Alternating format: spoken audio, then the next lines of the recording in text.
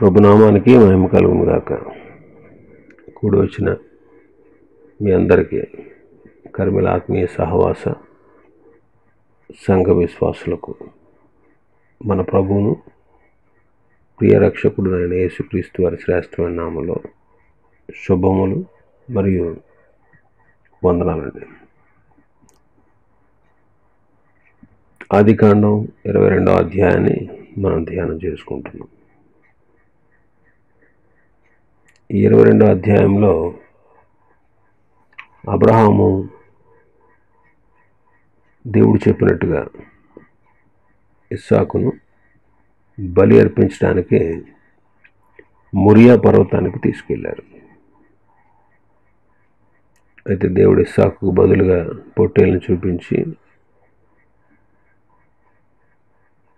ఆ పొట్టేలుని అబ్రహాం బలిగా అర్పించి అబ్రహాం యొక్క భక్తి విశ్వాసానికి మెచ్చి దేవుడు ఆశీర్వాదాలతో కూడిన వాగ్దానాలు ఇచ్చాడు.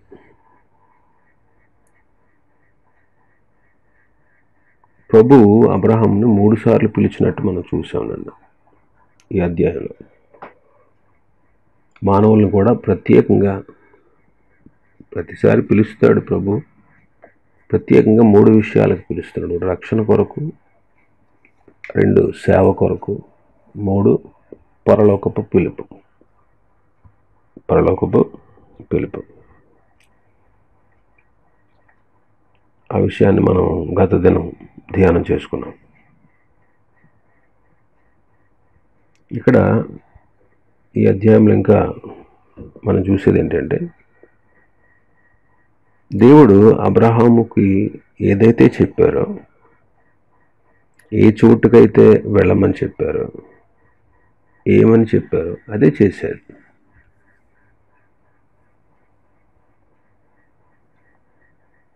చూడండి,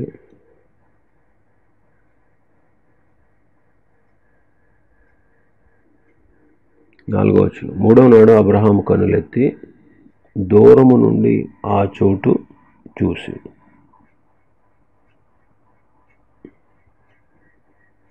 2వ వచనంలో 3వ వచనం. తెల్లవారినప్పుడు అబ్రహాము లేచి 3వ వచనం గాడిదకు గంత కట్టి.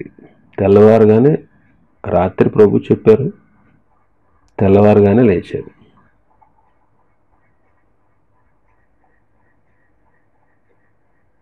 తనతో చెప్పినటువంటి చోటుకి వెళ్ళాడు. 9వ వచనం. అలాగే వారిద్దరూ కూడి దేవుడు అతనితో చెప్పిన చోటుకి వచ్చినప్పుడు. 3 విషయాలు ఇక్కడ ఉన్నాయి. తనతో చెప్పిన చోటు చూడడం,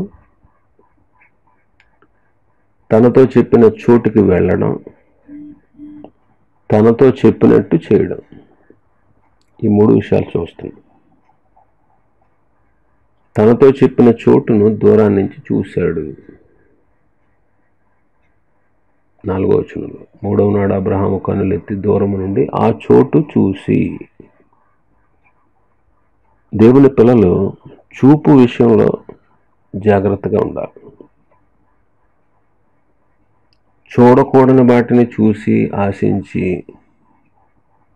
పరిశుద్ధ గ్రంథంలో ఈనాటికి క్రైస్తవుల్లో అనేకులు నష్టపోతూ ఉన్నారు, నశించిపోతూ ఉన్నారు. హవ్వ ఆ పండు చూసిందంట. ఆ పండు చూసింది. అపవాది చెప్పిన తర్వాత, సాతాను చెప్పిన తర్వాత ఆ పండు చూసినప్పుడు ఏమనిపించింది? 6వ వచనంలో, 3వ అధ్యాయం 6వ వచనం.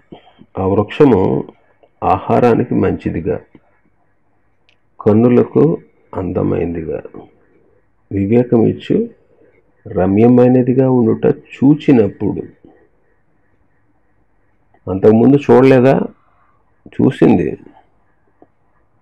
కానీ ఇప్పుడు చూపుకి అంతకుముందు చూసిన దానికి తేడా ఉంది. అప్పుడేమో దైవ భయం కలిగి ఉంది కాబట్టి ఆ దైవ భయంతో చూసింది. అమ్మో ఆ పని మనం చేయకూడదు, దేవుడు కోపగిస్తాడు, దేవుని కోపం వస్తుంది, దేవుడు వద్దని చెప్పాడు, ఆయన చెప్పినట్టే చేయాలనేటువంటి ఆలోచన ఉండేది.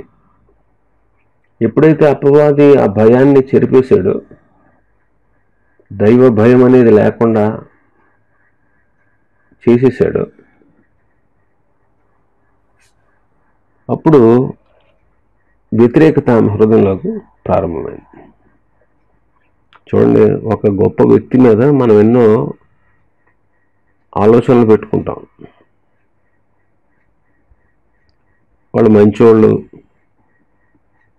వాళ్ళు చక్కటోళ్ళు అని ఒక ఆలోచన, అభిప్రాయం ఉంటుంది మనకి. అయితే వాళ్ళ గురించి ఏదైనా చెడ్డగా ఎవరైనా చెప్పినప్పుడు, లేకపోతే వాడు చెడు చేయడం చూసినప్పుడు మనకి వాళ్ళ మీద ఉన్నటువంటి మంచి అభిప్రాయం పోయి వాళ్ళ మీద ఆటోమేటిక్గా ద్వేషం పెరిగిపోతుంది. ఆ ద్వేషం చాలా దూరం తీసుకొచ్చేస్తుంది వాళ్ళిద్దరి మధ్య. వాడు అపవాది క్రీస్తుని గూర్చి, అదే ప్రభువుని గూర్చి ఆయన మంచోడు కాదు అన్నట్టు చెప్పాడు. మీరు దేవతల్లాగా అయిపోతారు, అందుకు ఆయనకి ఇష్టం లేదు. మీరు తింటే తెలివితేటలు గలవాళ్ళు అయిపోతారా? మీరు తెలివితేటలు అవ్వకుండా మీరు ఇలాగే ఉండిపోవాలని ఆయన ఉద్దేశం. ఆయనకు లోబడి ఆయన కింద ఉండాలి అనే ఉద్దేశం అని ఇలాగా మనసును చెరిపేశాడు. అప్పుడు ఆ వృక్షఫలం, దేవుడు తినొద్దన్న ఆ వృక్షఫలం ఇప్పుడేమనిపిస్తుంది? చూపుకి అందంగా ఉందంట, వివేకాన్ని ఇచ్చుటకు రమ్యమైనదిగా ఉందంట.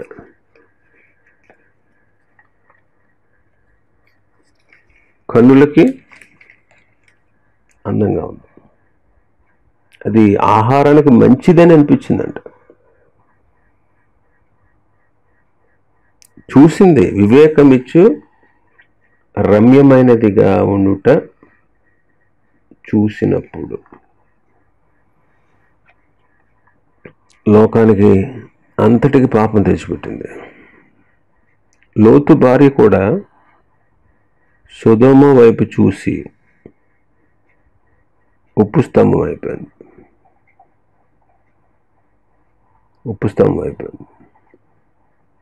ఇశ్రాయేలీయుల్ని ప్రభు ఐగుప్తు దేశపు చెరలో నుండి బయటికి తీసుకొచ్చారు.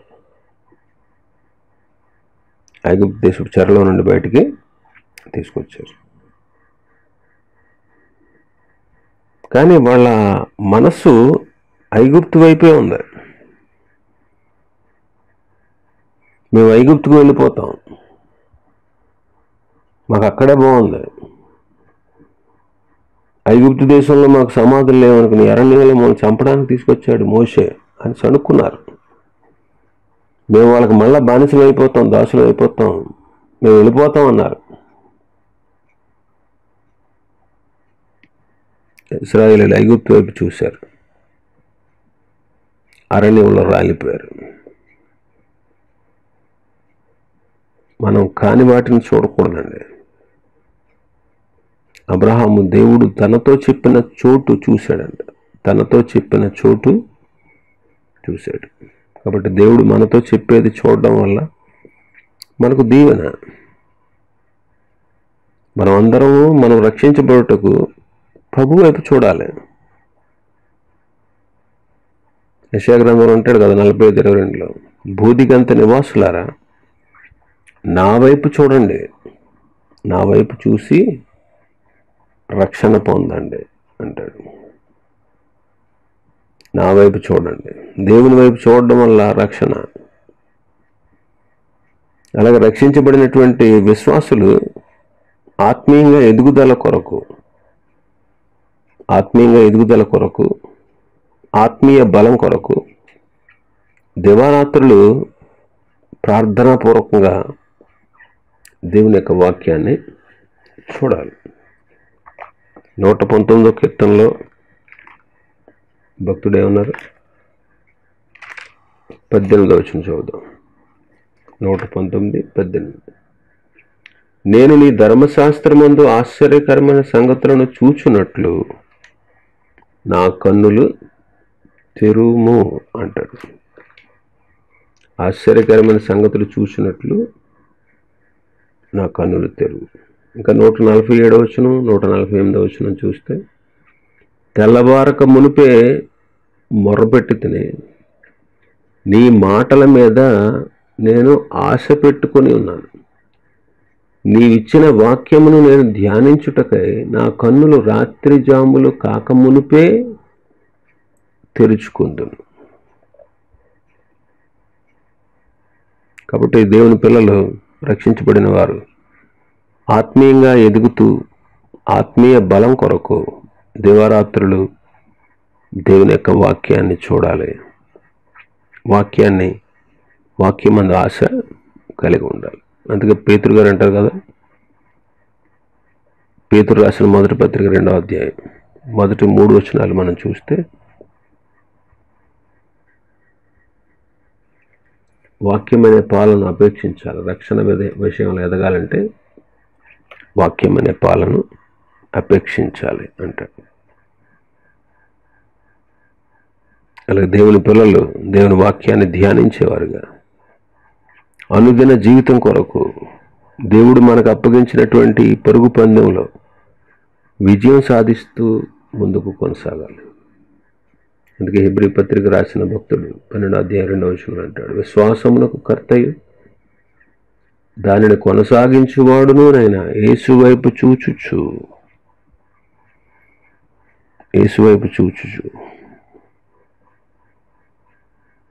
మన ఎదుట ఉంచబడినటువంటి పందెంలో విజయం సాధిద్దామంట. అలాగే నశించిపోతున్న ఆత్మల కోసం, వారిని రక్షణలో నడిపించడం కోసం మనం ఈ లోకంలో ఉండేటువంటి పొలం వైపు చూడాలి. ప్రభు అంటారు యోహాను సువార్తలో 4వ అధ్యాయం, యోహాను సువార్త 4:35, ఇంకా 4 నెలలైన తర్వాత కోతకాలం వచ్చునని మీరు చెప్పుదురు కదా. ఇదిగో మీ కన్నులెత్తి పొలములను చూడుడి, అవి ఇప్పుడే తెల్లబారి కోతకు వచ్చి ఉన్నవని మీతో చెప్పుచున్నాను. ఇదే పొలం. ఇంకా 4 నెలలు అయిన తర్వాత వస్తుంది కోతకాలం అన్నాడు. ఇంకా 4 నెలలు అయిన తర్వాత కోతకాలం వస్తుంది. 4 నెలలకి కోతకాలం అని మీరు చెప్పుకుంటున్నారు కదా. ఇదిగో మీరు కన్నులెత్తి పొలాలను చూడండి, అవి ఇప్పుడే తెల్లబారిపోయి కోతకు వచ్చి ఉన్నాయి.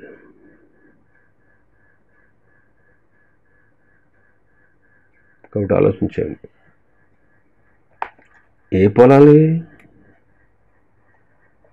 మనుషులు, మానవ హృదయాలు. అవి ఇప్పుడే తెల్లబారిపోయినాయి అంట, కోతకు వచ్చినాయి. మీరు కన్నెత్తి చూడండి అంటున్నాడు.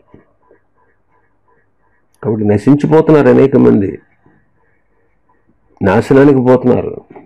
ఎప్పుడూ కాదు వాళ్ళని రక్షణలోకి నడిపించాల్సింది ఇప్పుడే.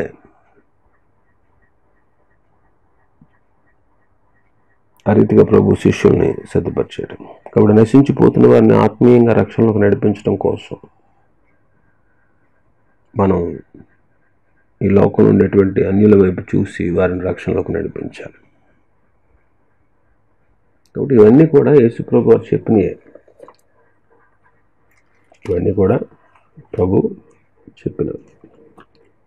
కాబట్టి మనం లోకం వైపు, పాపం వైపు కాదు మనం చూసేది, దేవుని యొక్క వాక్యం వైపు చూడాలి. దేవుని వాక్యం వైపు చూడాలి.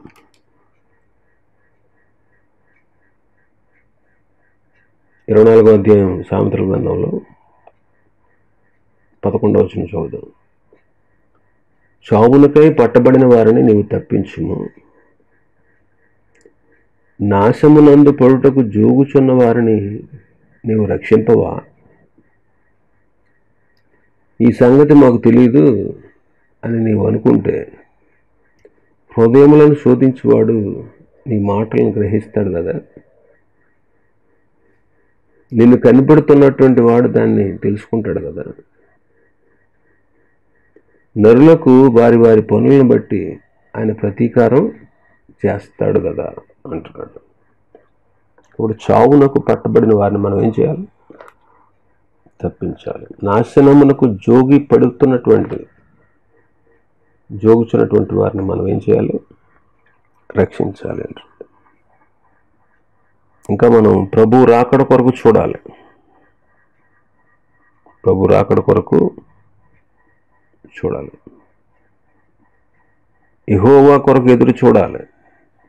భక్తుడు అంటాడు యెషయా గ్రంథం 40వ అధ్యాయంలో, యెహోవా కొరకు ఎదురు చూచువారు నూతన బలము పొందుతారు అంటాడు. కాబట్టి దేవుడు చెప్పిన చోటును చూస్తున్నాడు అబ్రహాం.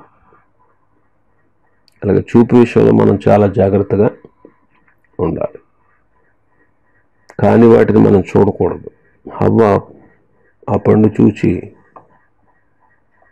లోకానికి పాపాన్ని తెచ్చిపెట్టింది. లోతు భార్య వెనకకు చూసి ఉప్పు స్తంభమైంది. ఇశ్రాయేలు ఐగుప్తు వైపు చూసి అరణ్యంలో రాలిపోయారు. కానీ మనం దేవుడు చెప్పినట్టు చూడాలి. ఆయన రక్షణ పొందడం కోసం ప్రభు వైపు చూడాలి. రక్షించబడిన వారు ఆత్మీయంగా ఎదుగుదల కొరకు, బలం కొరకు దివారాత్రులు ప్రార్థన పూర్వకంగా దేవుని వాక్యమును చూడాలి. వాక్యాన్ని ధ్యానించి అనుదిన జీవితంలో మనం విజయం సాధిస్తూ యేసు వైపు చూస్తూ మనం ముందుకు కొనసాగాలి. నశించిపోతున్న ఆత్మల కొరకు మనం చూడాలి. ప్రభు రాకడ కొరకు మనం ఎదురు చూడాలి. యెహోవా కొరకు ఎదురు చూడాలి. ఇంకా మనం చూస్తే 3వ వచనం, తెల్లవారినప్పుడు అబ్రహాం లేచి గాడిదకు గంత కట్టి తన పనివారులు ఇద్దరిని తన కుమారుడు ఇస్సాకును వెంట పెట్టుకుని దహన బలుల కట్టెలు చీర్చి లేచి దేవుడు తనతో చెప్పిన చోటికి వెళ్ళాను. 9వ వచనం, అలాగే వారిద్దరు కూడి వెళ్ళి దేవుడు తనతో చెప్పిన చోటికి వచ్చినప్పుడు, అబ్రహాముతో దేవుడు చెప్పిన చోటు మోరియా పర్వతం. అబ్రహాం అక్కడికి వెళ్ళాడు. పరిశుద్ధ గ్రంథంలో ఉన్నటువంటి భక్తులు కూడా దేవుడు తమతో చెప్పినటువంటి చోటుకు వెళ్ళి దీవెనలు పొందారు. అబ్రహాము దేవుడు చూపించేటువంటి కనాన దేశానికి వెళ్ళి ఆ దేశాన్ని స్వాస్థ్యంగా పొందాడు. మోషే దేవుడు చెప్పినట్లు వెళ్ళి ఫరోకి దేవుడుగా, ఇశ్రాయేలీయులకు నాయకుడుగా అయ్యాడు. ఏలియా దేవుడు చెప్పినట్లుగా సారేపతుకు వెళ్ళి ఆశ్చర్యంగా పోషించబడ్డాడు. మృతులను సహా బ్రతికించగలిగాడు. ఫిలిప్పు దేవుడు చెప్పిన చోటుకు వెళ్ళి ఒక దేశానికి మంత్రిని రక్షణలోకి నడిపించాడు. కానీ ఇశ్రాయేలీయులు దేవుడు వద్దన్న పని చేసి వెళ్ళొద్దన్న చోటకు వెళ్ళి నాశనం తెచ్చుకున్నారు.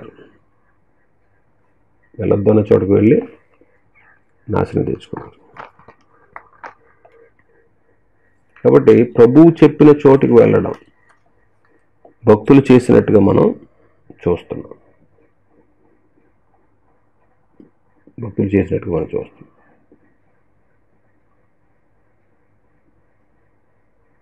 ప్రభు వెళ్ళమన్నప్పుడు వాళ్ళు వెళ్ళలేదు. ఇశ్రాయేలీయులు ఎలుగెత్తి ఏడ్చారు, అమ్మో మేము ఆ దేశానికి వెళ్ళాం, మేము స్వతంత్రించుకోం, వీళ్ళందరూ చెప్పిన మాటలు అంటే మాకు భయం వేస్తుంది, మేము ఆ దేశాన్ని స్వతంత్రించుకోలేము, మా వల్ల కాదు అని ఏడ్చారు. మేము వెళ్ళామని. ప్రభు కోపం వచ్చి, సరే అయితే వెళ్ళొద్దు, మీరు అరణ్యంలో తిరిగి రాలిపోండి అన్నాడు. మళ్ళీ తెల్లారినప్పుడు అయిపోయి దేవుడు చెప్పినట్టే చేస్తాం, మేము అక్కడికి వెళ్తాం, మేము వాళ్ళతో యుద్ధం చేస్తాం, దేశాన్ని స్వతంత్రించుకుందాం అని చెప్పి మేము వెళతామని చెప్పి బయలుదేరారు. మోషే అంటాడు, మీరు యెహోవా మాట మీరుతున్నారు, ఇది కొనసాగదు, ప్రభువు మీ మధ్య లేడు, మీ శత్రువులు ఎదుటి మీరు హతం చేయబడతారు, మీరు వెళ్ళకండి అని చెప్పాడు. మీరు అక్కడికి వెళ్ళారా ఖడ్గం చేత కూలిపోతారు అన్నాడు. ఎందుకంటే మీరు దేవుని అనుసరించడం మానేశారు, అందుకే ప్రభు మీకు తోడుగా లేడు అని చెప్పాడు. అయినా సరే వాళ్ళు మూర్ఖించి ఆ కొండ మీదకి వెళ్ళి వాళ్ళు యుద్ధం చేయడానికి వెళ్ళారు. ఇప్పుడు కనానీయులు అందరూ వచ్చి వాళ్ళని తరిమి నాశనం చేశారు, హతము చేశారు. కాబట్టి ప్రభు చెప్పిన చోటుకి వెళ్ళడం,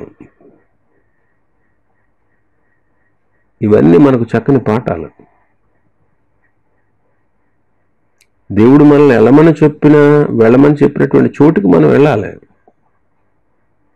మత్తయి సువార్త 5వ అధ్యాయంలో అంటాడు 23 నుంచి 25 వచనాల వరకు, నీవు దేవునికి అర్పణ అర్పించడం కంటే ముందు సమాధాన పరుటకు వెళ్ళాలి.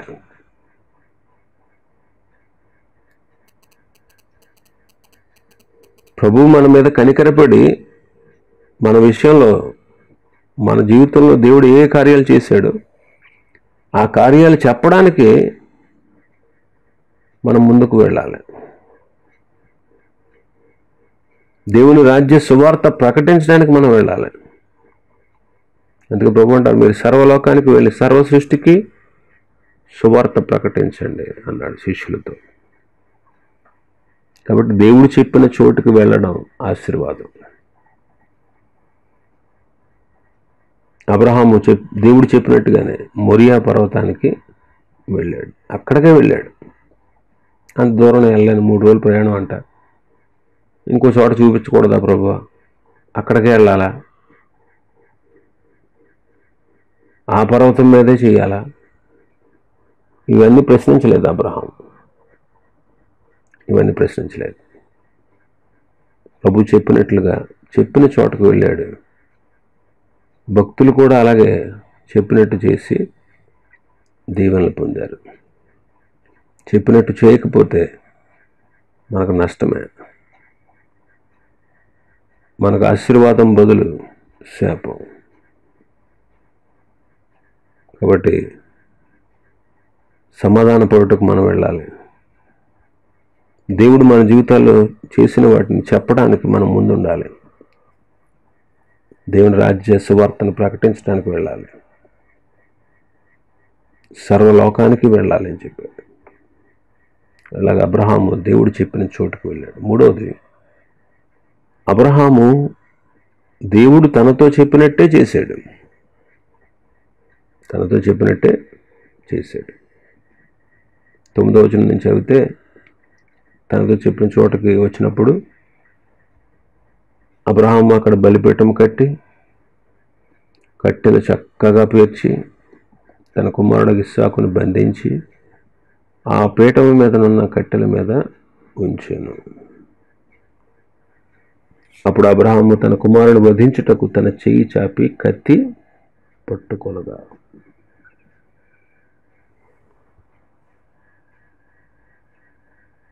దేవుడు చెప్పినట్లు చేసి అబ్రహాము ఆశీర్వాదాలు పొందాడు. అందుకే 16-17 వచనం అంటున్నాడు, నీకు ఒక్కడే అయ్యున్న నీ కుమారుని ఇయ్య వెనుతీయక ఈ కార్యము చేసినందున నేను నిన్ను ఆశీర్వదించి ఆకాశ నక్షత్రముల వలె సముద్ర తీరమందుల ఇసుక వలె నీ సంతానం నిశ్చయముగా విస్తరింపచేస్తాను. నీ సంతతి వారు శత్రువుల గవిని స్వాధీనపరుచుకుంటారు.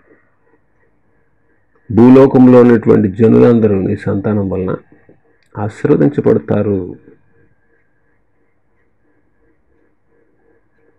ఇలాగ ప్రభు అతనికి ప్రమాణం చేశారు.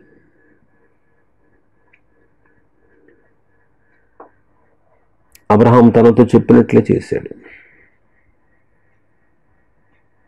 ఇశ్రాయేలీయులు కూడా నిర్గమాకాండంలో 39వ అధ్యాయం,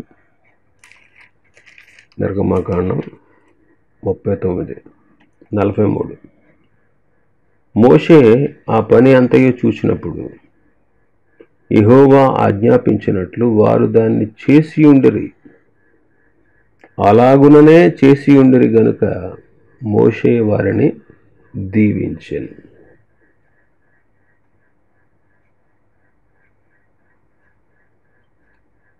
కొండ మీద మోషేకు ప్రత్యక్ష గుడారాన్ని గురించిన దర్శనాన్ని ఇచ్చాడు.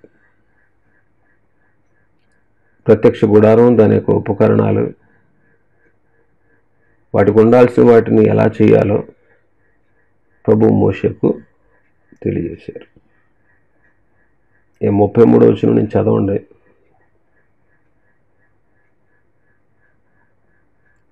దేవుడు మోషేకు ఆజ్ఞాపించినట్లు ఇశ్రాయేలీయులు ఆ పనంతా చేశారంట.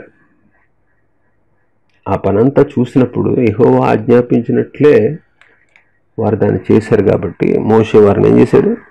దీవించాడు. మనం కూడా ప్రభు చెప్పినట్లు మనం చేయాలి. మన మాదిరి కొరకు ప్రభు ఎలాగైతే చేశారో మనం కూడా అలాగే చేయాలి. అప్పుడే ధన్యులం అవుతాం. యోహాను సువార్త 15వ అధ్యాయం. యోహాను సువార్త 15వ అధ్యాయం 14వ వచనాన్ని చదువుతాను. నేను మీకు ఆజ్ఞాపించిన వాటిని చేసిన ఎడల మీరు నా స్నేహితులయ్యుందురు. నేను మీకు ఆజ్ఞాపించిన వాటిని మీరు చెయ్యాలి. అలా చేస్తే మీరు నాకు స్నేహితులై ఉంటారు. అబ్రహామును కూడా పరిశుద్ధ గ్రంథం ఏమని సంబోధిస్తుందో తెలుసా? దేవుని స్నేహితుడు అని పిలువబడ్డాడు. అబ్రహాం ఎలా పిలువబడ్డాడు? దేవుని స్నేహితుడు. ఇక్కడ ప్రభు అంటారు, నేను మీకు ఆజ్ఞాపించిన వాటన్నిటిని మీరు చేయాలి. అప్పుడే మీరు నా స్నేహితుడు అంటారు. అబ్రహాం కూడా దేవునికి స్నేహితుడు అని పేరు పొందాడు.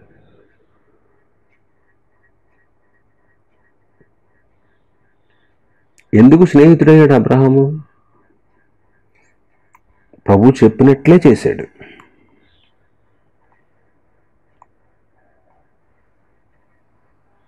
ప్రభు కూడా ఆయన చెప్పినట్టే చేశాడు కదా. మనం కూడా ఆయన అడుగు జాడల్లో నడవాలని మన కొరకు మాదిరికరమైనటువంటి జీవితాన్ని జీవించి చూపించారు ప్రభు. మన కొరకు మాదిరికరమైన జీవితాన్ని జీవించి చూపించారు. కాబట్టి ప్రభు చెప్పినట్లుగా మనం చేయాలి. కానా ఊరిలో పెండ్లి విందులో పరిచారకులు ప్రభు చెప్పినట్టే చేశారు. అందుకే వాళ్ళు అద్భుతాన్ని చూశారు. నీళ్లు ద్రాక్షారసంగా మార్చబడ్డాయి. వాళ్ళు చూశారు కన్నులారా. యేసు ప్రభు శిష్యులు కూడా ఆయన చెప్పినట్టు చేసి విస్తారంగా అద్భుతాలు చూశారు. పేతురు గారు అంటాడు, రాత్రంతా ప్రయాసపడ్డాం ప్రభు, అయినను నీ మాట చొప్పున నేను వల వేస్తున్నాను. దేవుని మాట చొప్పున చేయడం. విస్తారంగా చేపలు పట్టారు.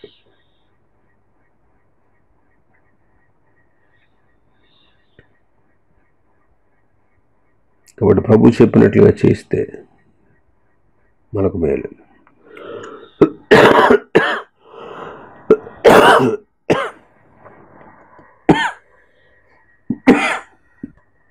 యజమానుడు చెప్పినట్టు చేశారు. యజమానుడు చెప్పినట్టు చేశారు. యజమానుడు చెప్పినట్టుగా చేసే దాసుడిని చూసినప్పుడు ప్రభు ఏం చేస్తాడు? అలాంటి దాసుడు ధన్యుడు. ఏ దాసుడైతే ప్రభు చెప్పినట్టు చేస్తాడో ఆ దాసుడు ధన్యుడు అంటాడు. ఎందుకంటే ప్రభు తన దాసులకు అధికారం ఇచ్చి దేశాంతరం వెళ్ళాడు. ఏ సమయాన్ని వస్తారో తెలియదు. మళ్ళీ తిరిగి ఏ సమయాన్ని వస్తాడో తెలియదు. అయితే ఆ ఇంటి దాసుడు మేలుకొని శ్రద్ధగా చేస్తూ ఉంటే, పరిపాలిస్తూ ఉంటే, ఆ ఇంటి వారి బాగోగులు చూస్తూ ఉంటే వాడు మెలకువ కలిగి ఉన్నట్టు అలాంటి వాడు ప్రతిఫలం పొందుతాడు.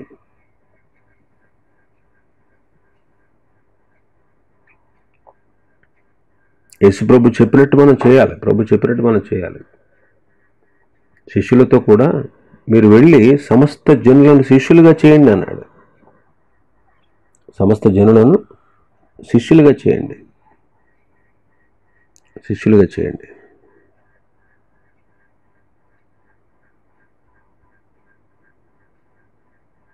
ప్రభు చెప్పినట్లుగా చేస్తే మనం అద్భుతాలు చూడగలం. ప్రభు వచ్చినప్పుడు మనం ఆయన ఇచ్చే అధికారాన్ని, ఆయన ఇచ్చే బహుమానాలను మనం పొందగలం. కాబట్టి చెప్పినట్లు చేయాలి. ప్రభు చెప్పినట్లు చేయాలి. అబ్రహాంలో ఉన్నటువంటి మంచి అలవాటు, చెప్పిన చోటుకు చూశాడు, చెప్పిన చోటుకు వెళ్ళాడు, చెప్పినట్టే చేశాడు, వెంటనే చేశాడు. అబ్రహాంలో ఉన్నటువంటి మంచి లక్షణం అది. అబ్రహాంలో ఉన్నటువంటి మంచి లక్షణం. ఆ రీతిగా అబ్రహాం లాగా మనం కూడా జీవిద్దాం. దేవుడిచ్చే ఆశీర్వాదాలు పొందుకుందాం. దేవుడు ఈ వాక్యాన్ని మన వినికిడిలో ఆశీర్వదించునుగాక. ఆమేన్.